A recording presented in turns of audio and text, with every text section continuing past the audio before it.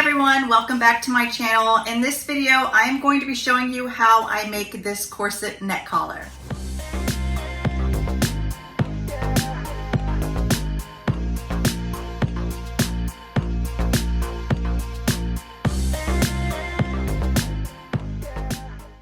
Here are a couple of examples of corset neck collars that I have already completed.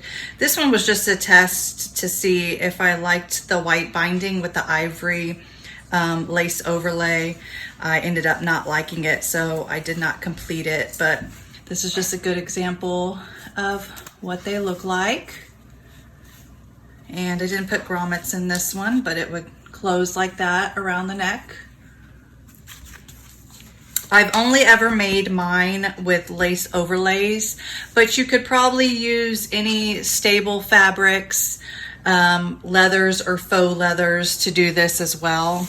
Here's the black one that you guys saw. I actually sold that black one, so this is a second black one with the grommets in there. And there is no boning in this. See, these are soft. There's no boning. The only boning that is in this is right here along the lacing edge, just to help stabilize the back, because this is where it sits mostly straight on the back of the neck. So no boning throughout the rest of it. What keeps my neck collars stable is I use stiff organdy. I got this from Mood. It is a polyester organdy.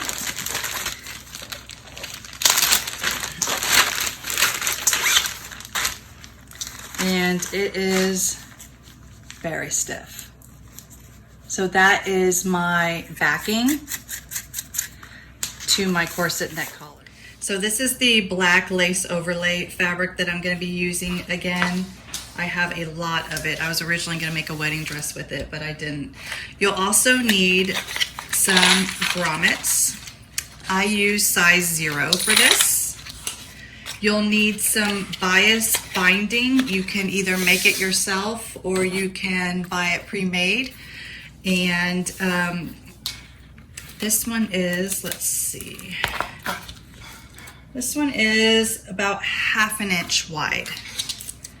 In addition to that, you'll need boning for the center back if you want to add it. Now, if you're adding a stiff backing, I mean, you don't really need it, but it's nice to have some stabilization in the back, especially that's where the area that you want to kind of keep straight.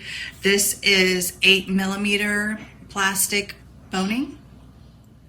We're going to be draping this on a dress form, and I'm going to cover my dress form, the upper part of it, in this cling film, just saran wrap. And then I'm going to use, I use painter's tape, but you can also use masking tape.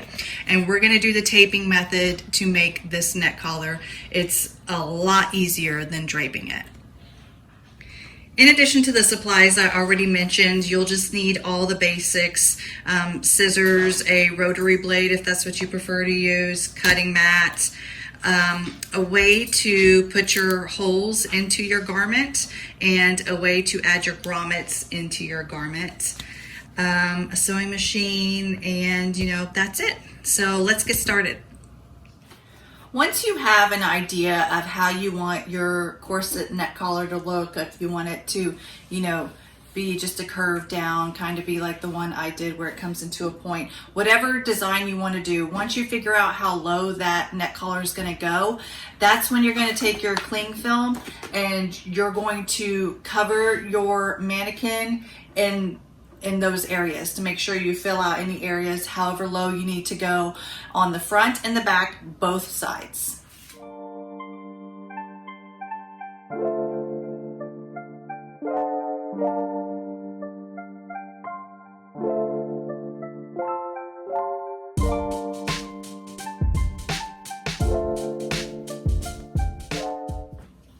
I don't know about you, but I hate cling film. So I've completely covered the area that I need to use for draping with cling film. I didn't pin it on or anything. It's still very loose and easy to get underneath. And then I ran out of painter's tape, so I'm gonna have to use masking tape for this. but I'm going to sort of tape bits down right here just to kind of get it to hold in place so that I can then go through and tape everywhere I want to be able to draw my lines on. I found my painter's tape, thank goodness, because this is gonna go a lot faster than masking tape, which is a lot thinner. So the first thing you want to do after you kind of get it just pinned down a little bit is you want to go around the neck and get this nice and tight so it doesn't start shifting. So this piece is on here. It is tight. You don't want it too loose. You want it to basically fit nice and snug on your dress form or whatever it is that you're draping. You can do it on a mannequin or whatever. You want it to be nice and tight. So I'm going to get this neck more secured, and then I'm going to go down and secure below the area where I want to tape, just to make sure that my cling wrap is staying put.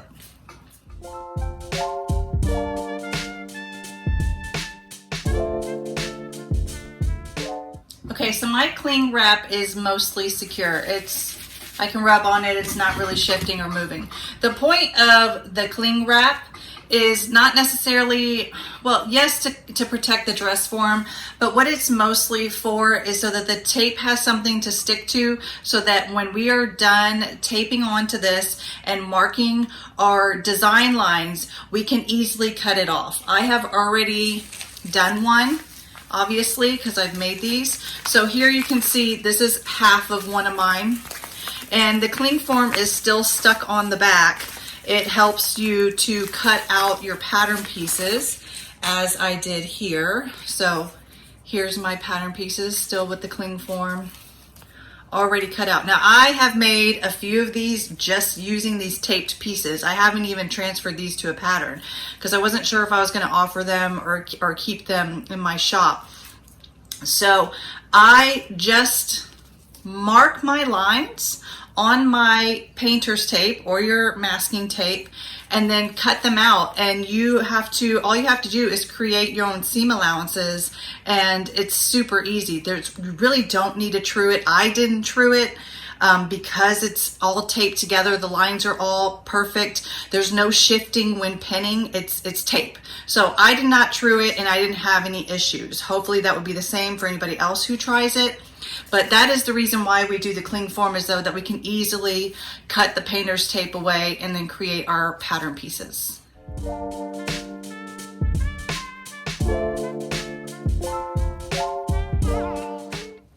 Now at this point you can go through and add your design lines however you would like them to be. If your neck collar is going to come down around here, you're going to want to add more painter's tape, but I think you guys get the idea.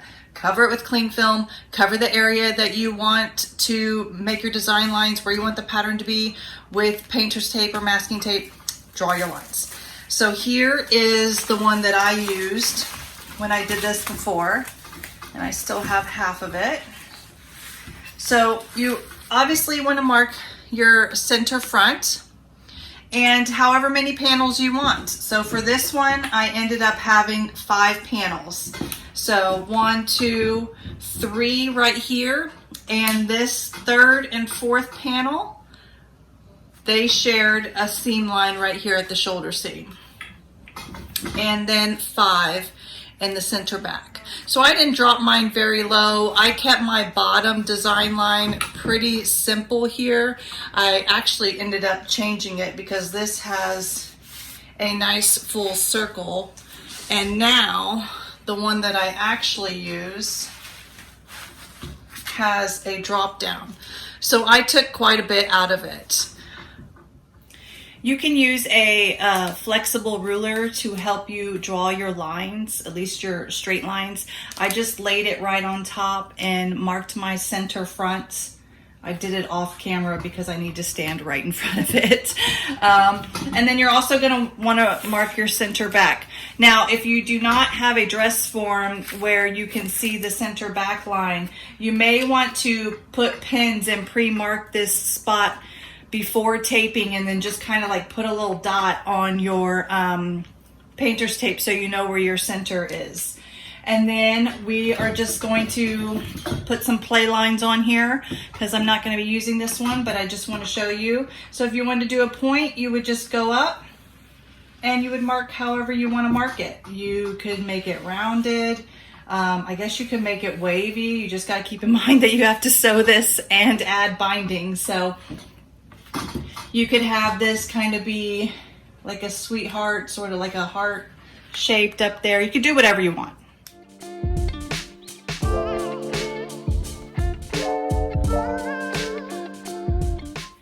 Now my lines are not symmetrical, so you could drape one design on one side, or design one or mark one design on one side, and clean up your lines, smooth them out a little bit with a curved ruler when you take it off of the dress form. You could do a whole other design on this side and just have it be a swoop and be a shorter one and not use these. And then you cut your center front and your center back, and you would have two designs out of one because you could just mirror your pattern pieces to make sure they're symmetrical. After you're done marking all your pattern lines, you're just going to cut it off. And I usually cut up center front and center back. And you can see it's pulling all the cling film with it. And just be very careful around the neck. If you have your lines how you want them, you're going to want to cut pretty cleanly. And then you'll turn it and you'll cut up center back. And you will have your two pieces that you can take off, your two designs if you did two.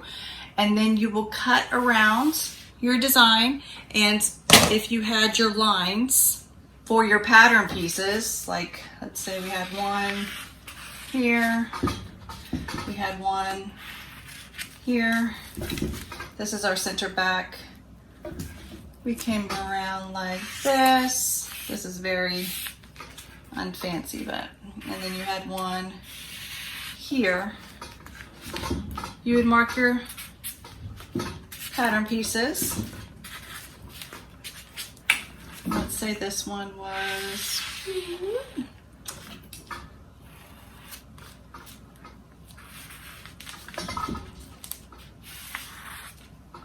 and you had these, so you would have 1, 2, 3, three.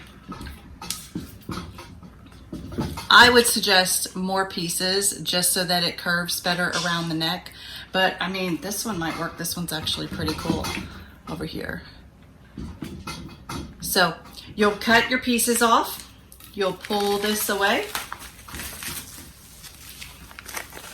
And you'll just go through and you'll cut your lines and all your pieces so that you end up with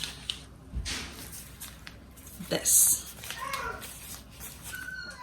Now there are a few things you want to consider when you are marking your design lines. You obviously want it to be comfortable on the neck. You don't want it to be too tight and you don't want it to be too high.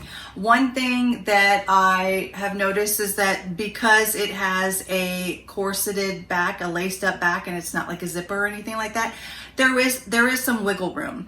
So the height is the main thing to worry about. So if you're making this for yourself, you just want to take into account how high you want that to go on your neck, because sometimes it could be sitting right up there under your chin and it's not going to be very comfortable. So you want it a little bit lower so you can, comfortably move around and wear it comfortably throughout the day or for whatever you're wearing it for.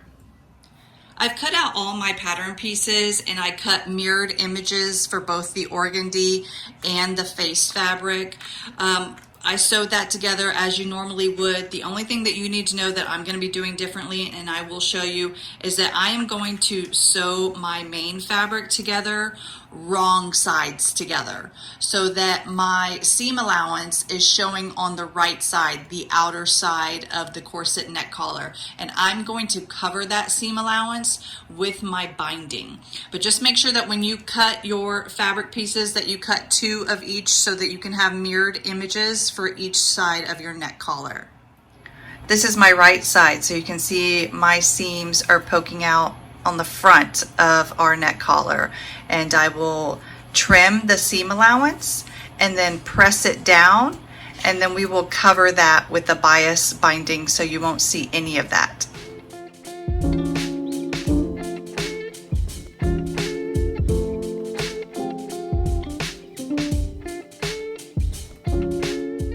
Now that I have both pieces sewn together, pressed, and the seam allowances trimmed, I am going to pin them together at each seam and then sew the top and sew the bottom so we can kind of have the two pieces now working as one.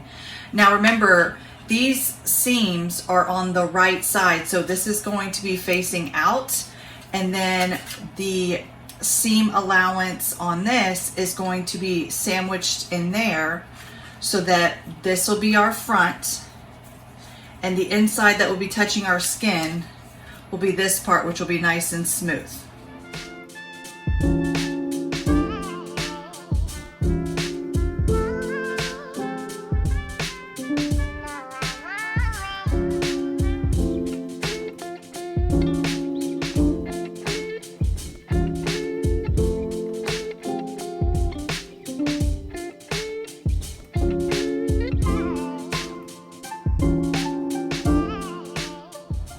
I'm now going to take my binding and sew it to the top of my corset, catching these seams inside the binding.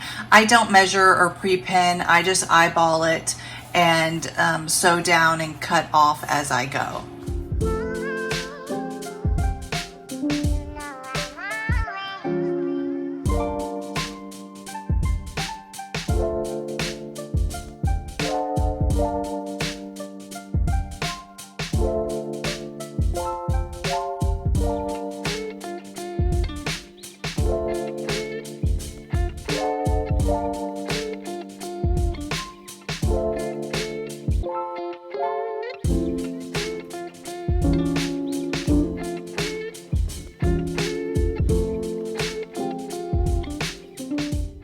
After I'm finished sewing the vertical bindings, I'm gonna go ahead and finish my edges. So what I did is I cut 2 strips of fabric.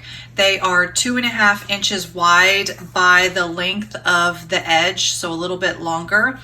And I also cut 2 strips of felt, 1 inch wide by the length of my neck corset. I use the felt to help the grommets have something to grab onto because this is quite thin. I don't want the grommets sort of having the fabric floating between the top and the bottom pieces. So adding a little thickness to that area will help the grommets grab on and be more secure. Now, I have marked my strips right here where that would be in 1/2 inch. So I just use some tailor's chalk and mark that. I am going to sew it 1 inch away from the edge. And then we're gonna fold it over and sew the other side so that we have a nice clean finished end. After I sew my end piece on, I press it and then I press the other side under about 1/4 inch. Now I made a mistake earlier in what I mentioned. I actually cut these at 3/4 inch because I do cut a bit off of the end of the corset so that I can fold it over neatly, and I want this to fit inside and still be able to put my boning in there. Now it's okay if my boning goes on top of this, but I want this to fit inside, so I needed to cut this down a wee bit more. One thing to also note is that I do not add a seam allowance to my center back, so I don't have to take away anything that I've added. The way that it was draped on the mannequin or dress form, where it fit right up against into the center back, I do not add anything to that. So whatever I take away is creating the spacing in the back. I do like my corset neck collars to come almost fully closed in the back. So if you want more of a space, you'll need to take more away from your center back pieces.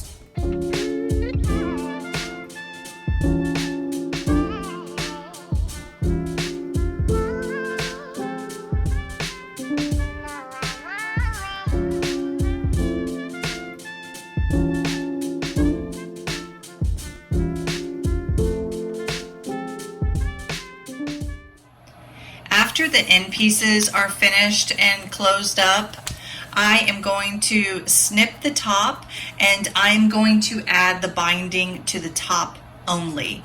And then I am going to cut a piece of boning and slide it in to my corset and put little pins to hold it to the side, because this is going to be a very tight fit. I'm going to have the boning right on the edge, and then my grommets, which are a size 0, are going to go right there. So they are going to sandwich that boning in. So I'm going to slide this in, and then while it's inside, I'm going to place little pins to the side of it, going all the way through, to hold my binding all the way to the edge. Now I could probably like scrape it over with my fingernails, but I'm going to pin it in there so it stays put. Then I'm going to add the binding to the bottom, and then we'll add the grommets. One thing I forgot to mention, you want to cut your seam allowance as low as possible, depending on what you did with your corset neck collar. For me, when I draped this on the dress form, where my seam, without seam allowance added of course, and where I marked my design lines, was the perfect fit for my neck collar. I don't want this extra part poking up, so I want to get as close to my seam line, which is marked right here, cut this down super low, and then put my binding on, so I'm not raising the neck length of my neck collar very high. I cut the piece of my binding off already, and I folded it over and folded in my corners rather than cutting them, because it usually frays, and then just have it like that. So now I have a nice clean edge, so that when I sew it on to my neck collar, there will be no fraying, nothing poking out, none of that stuff.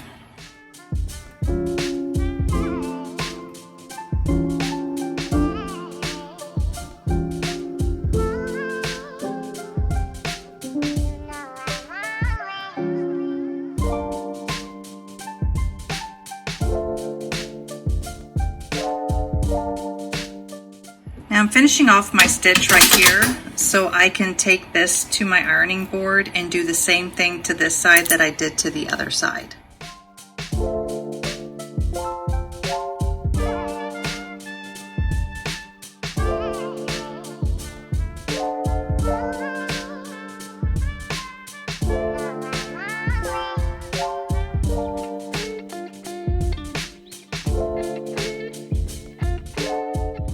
Now let me show you guys something. I used to be afraid of sewing bias binding because I could never catch the other side, and it always ended up being a mess. And there's just a very simple way to do it correctly, and you won't have any of those problems. So as you can see, I sewed right along the edge, and when you flip it over, all my bias binding is perfectly caught on the other side. Now, if you're making your own bias binding, you need to take note of this as well. So when you purchase binding, if you look at it closely, there will be one side. Let me see, it's horrible that this is black. Sorry about the nails, y'all. There will be one side that is a little bit shorter. You can't even tell. Let me get a different color. All right, on this one you can see what I'm talking about. So this side is just a wee bit shorter than that side. So when you're sewing, you want this shorter side to be on the top. This is what you want to be looking at when you're sewing, because you will know that if you're getting right up against that edge of your shorter side, you're most definitely going to catch the longer side that's on the bottom. Now you need to make sure, of course, that you're, as you saw me do, that you're pushing your fabric right up into the corner and you have it nice and snug over whatever you're sewing. But make sure you're always looking at the shorter side with the longer side underneath, and you'll catch your binding every single time. All right, so I'm going to measure out my boning. I'm going to have it hit right about there. and you can see my seam line right here. So I'm going to be cutting about here and sewing. So I want it about 1/4 inch shorter. I do not want it to get in the way. So I'll cut it right there. I'm gonna burn my edges just so it's not too pokey. And these are pretty smooth, but I'm gonna put some tape on the edges just to be sure.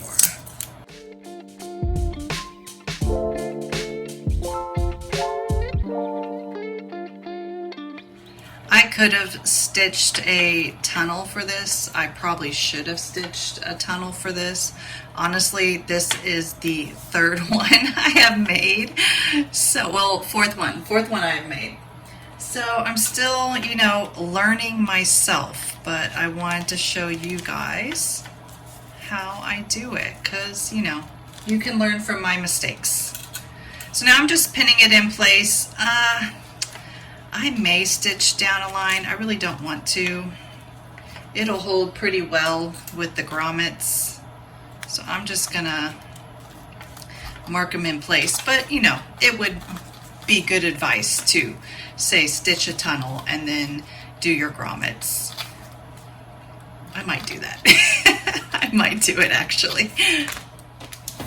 Okay, I took my own advice and I sewed a little tunnel, but what I actually did is I still slid in the boning, and because it's plastic boning, I just pushed it up against the edge and sewed a line trapping it in there, because if I accidentally sew over this plastic boning, that's kind of what you're supposed to do. You're supposed to sew the edge of plastic boning down, so it worked out just fine.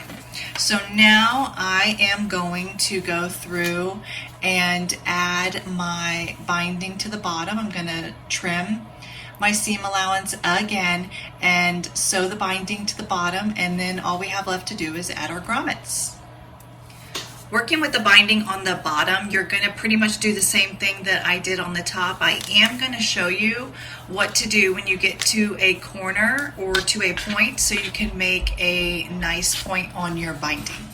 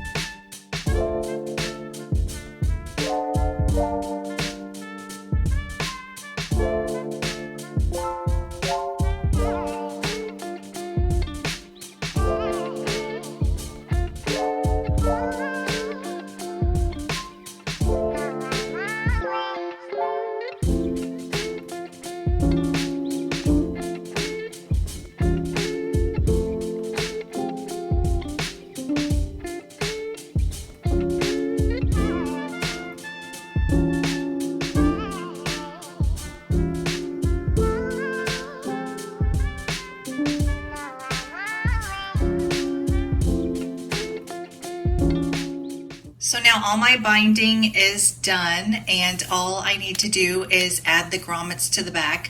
I do have a few videos showing how I add my grommets, so I will link those in the description.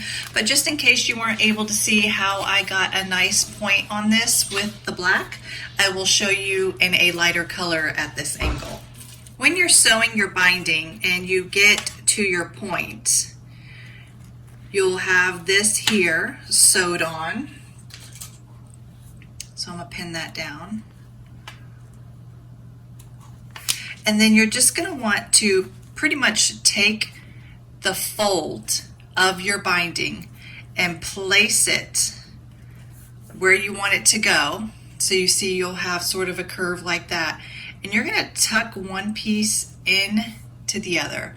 So I can tuck that way since I'm going this way. If I was going the other way, I could tuck it the other way, which is what I did. And you just gotta kind of play with it till you get it right where you want it. And make sure you have that corner lined up on the other side. And then what I did, well, see, this is out, so you don't want that out. You could have it like that. That would be fine.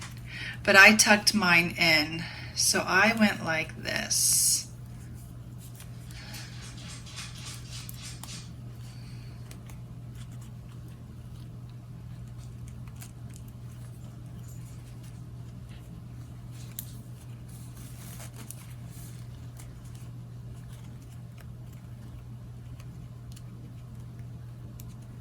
To get it up like that. It's really just manipulating the fabric and getting it right where you want it.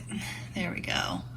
And then I sewed down mine, as you may have seen, but I'll show you.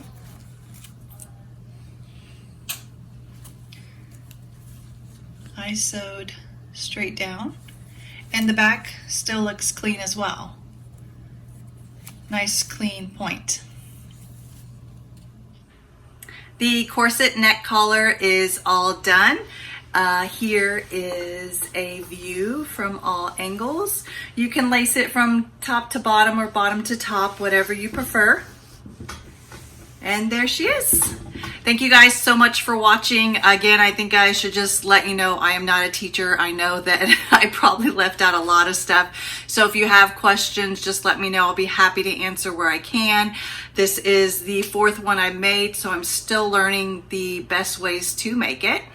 But if you have any thing you'd like to share, I'd love to hear it. But thank you for watching, and I hope you stick around and subscribe and watch more of my videos. Bye.